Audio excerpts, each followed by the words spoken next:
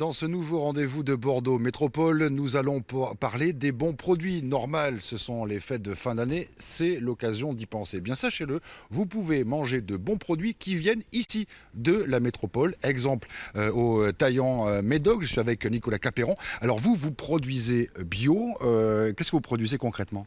Alors, je suis spécialisé dans tout ce qui est légumes-feuilles.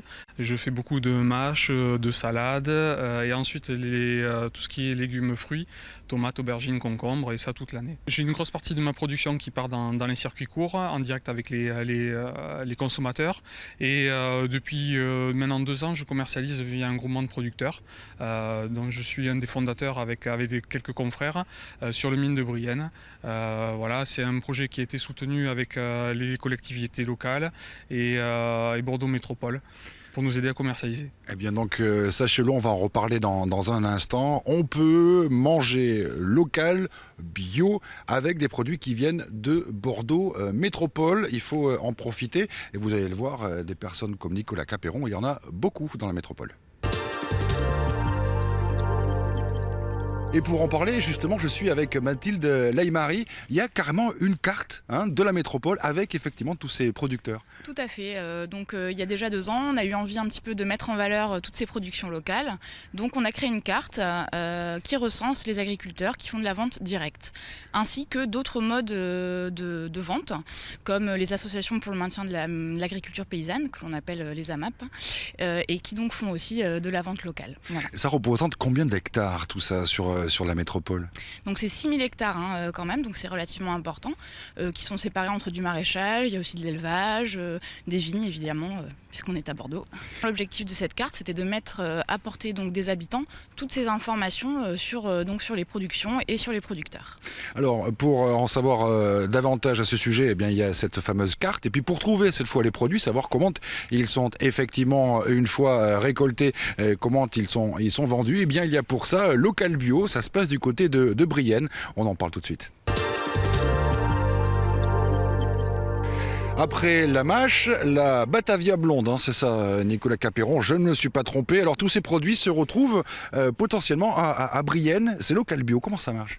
Alors Local Bio, c'est une plateforme de commercialisation et de logistique pour les producteurs bio et locaux dans un circuit de 150 km autour de Bordeaux. Donc ça a été monté au sein du mine de Bordeaux-Brienne. En appui, la métropole est venue en appui en fait ces producteurs qui se sont fédérés et qui ont souhaité créer cette plateforme de manière à pouvoir alimenter toute la métropole de leurs produits. Oui, Nicolas Capéron, c'est un vrai plus de se retrouver comme ça à Brienne, de bénéficier de la logistique. Ça permet de faire mieux connaître vos produits, de plus facilement les diffuser en fait. Oui, c'est exactement ça. C'est vrai, c'est un vrai appui de par la Bordeaux Métropole et les collectivités, de nous aider à mettre sur le marché nos produits, notamment sur la couronne bordelaise. Et maintenant, on commence à expédier des produits un peu plus loin, même jusqu'à la région parisienne, en passant par le bassin d'Arcachon. Voilà, pour offrir nos produits, même aux détaillants de tout Bordeaux. Alors, vous avez parlé d'économie sociale et solidaire, vous avez parlé de coopérative. Eh bien, c'est justement la transition idéale pour parler cette fois de Supercoop qui a obtenu un prix d'économie sociale et solidaire autour justement de ces produits bio notamment qui sont produits ici dans l'agglomération. On en parle tout de suite. Alors Supercoop, c'est un projet qui permet au plus grand nombre de mieux manger, de maîtriser sa consommation et aussi de démocratiser l'accès aux produits locaux. Bio. Du coup, nous allons mettre en place un système qui va favoriser les circuits courts. Aujourd'hui, on est en phase associative. Donc aujourd'hui, on est juste sous un local à Bègle. Chacun travaille bénévolement autour du projet. Donc aujourd'hui, il y a quelques personnes qui regroupent un groupement d'achat. Donc là, on est à la recherche des producteurs, comme ici chez Nicolas Capéron, pour voir s'ils sont intéressés et pour nous soutenir dans le projet, quoi. C'est un supermarché coopératif et participatif.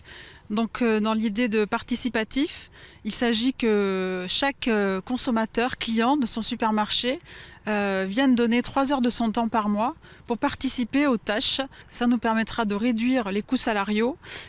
Du coup, on a de ce fait la possibilité d'appliquer des prix moins importants et des marges plus faibles aussi de l'ordre de 20%. Écoutez, l'appel est lancé. Bientôt, pourquoi pas acheter les produits Nicolas Capéron au Supercoop qui ouvrira ses portes dans quelques mois. On a parlé de la production, on va voir tout de suite la consommation. Et pour cela, direction le restaurant Le Prince Noir à Lormont, où le chef étoilé Vivien Durand est un fervent défenseur du manger local. Surtout que le local a un rapport direct avec le bio, quoi. Le bio, c'est un grand mot, mais moi je suis très attaché à travailler localement pour une histoire de proximité, de qualité des produits, de fraîcheur et de retour un peu à ce qu'on faisait il y a quelques temps. Ce qu'il faut bien se rendre compte, c'est quand on travaille avec des gens comme des gens qui font des petits producteurs locaux, ils mettent tout leur amour dans ce qu'ils font. Et forcément, il y a un impact direct sur la qualité du produit. Donc c'est une vraie chance d'avoir des producteurs locaux, d'avoir un réseau comme ça. C'est une chance et c'est quelque chose qu'il faut surtout préserver et essayer de cultiver.